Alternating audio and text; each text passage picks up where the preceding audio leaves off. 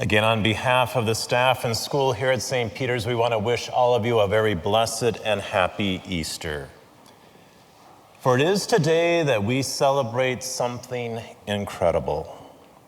For 40 days, we have been waiting, we have been praying, we have been sacrificing, we have been doing almsgiving, all in hope, all in hope.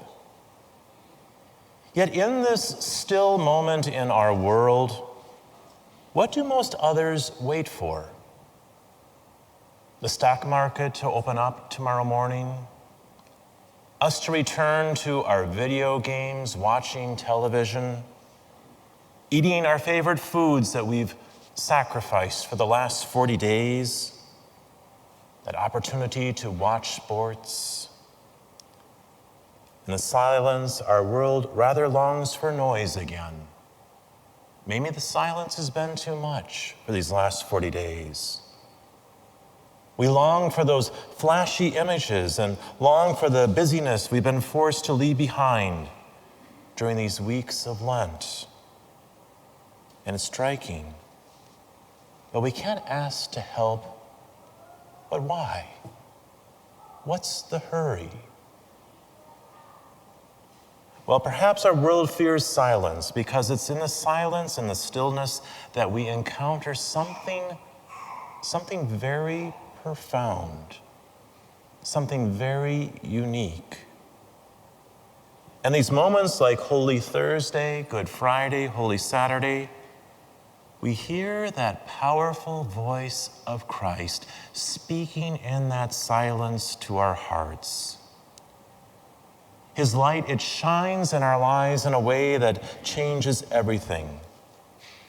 But most of us, you know what? We really don't want to change. We can see it in the scriptures. We can see it in history, where someone is called by Christ. When they get up and they leave everything behind and follow. There's almost a sweeping adventure as they open up their lives to this new encounter with Christ. But on the same time, it's frightening. What's going to happen? What's God going to ask of me to do? But on Easter, when we celebrate that new life Christ offers us in his resurrection, as we gather today in this stillness, our whole world finds itself in this quiet moment, and we ask, what if we do listen to that voice of Christ? Yes, it will change everything. We'll have to learn to be patient and understanding.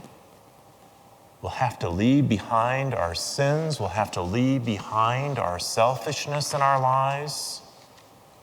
We'll have to pray. We'll have to worship to radically reject so much our world has to offer us and choose him instead.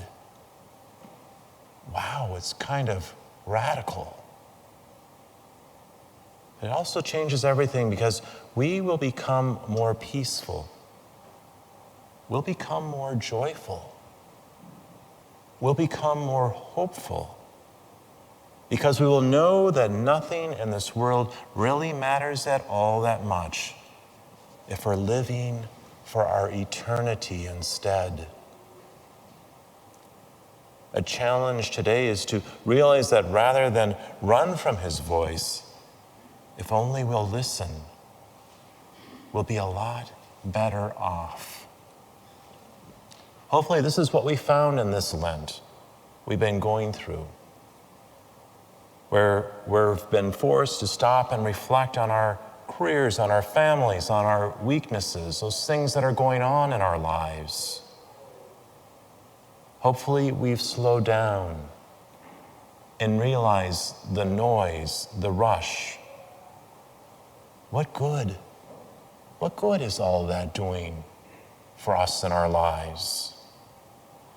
If they're not making it better, if they're not bringing me true happiness and preparing me for eternity, what good is all of it? What good is all of it? Isn't there something good to spending maybe a little more time with family? To live for those deeper things in our lives? God has given us this Easter in our world, in our church, to help us to hear his voice again, so we can rise anew and refreshed and live what truly matters, and live for what will truly last for eternity. This time, I believe, will finally and firmly divide our country, but not the way you think. Some will go back to the way things were. They'll go back to that same schedule, that same routine, that same rat race, the same anxieties, the same fears that they had, worries about things that in the end will turn out to dust. Excited to drown out that voice that calls them to more. But others, they will leave this time transformed. Maybe through loss or pain, maybe just through the simple experience of finally slowing down and stopping to think. But these others, they will encounter Christ and realize we've been going about life all in the wrong way.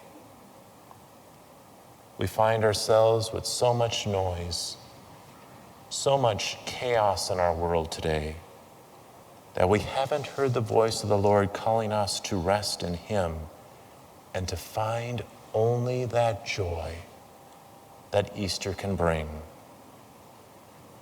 We haven't seen his light, which casts out all of our fears and anxieties, invites us to know we'll be all right. Some will go back to worshiping the world. Others, those will recover what it means to worship God. What it means to fall on our knees each day in prayer, to come each week to Mass, to use that sacrament of confession often. Others will discover what Easter is all about, and believe me, it will change everything.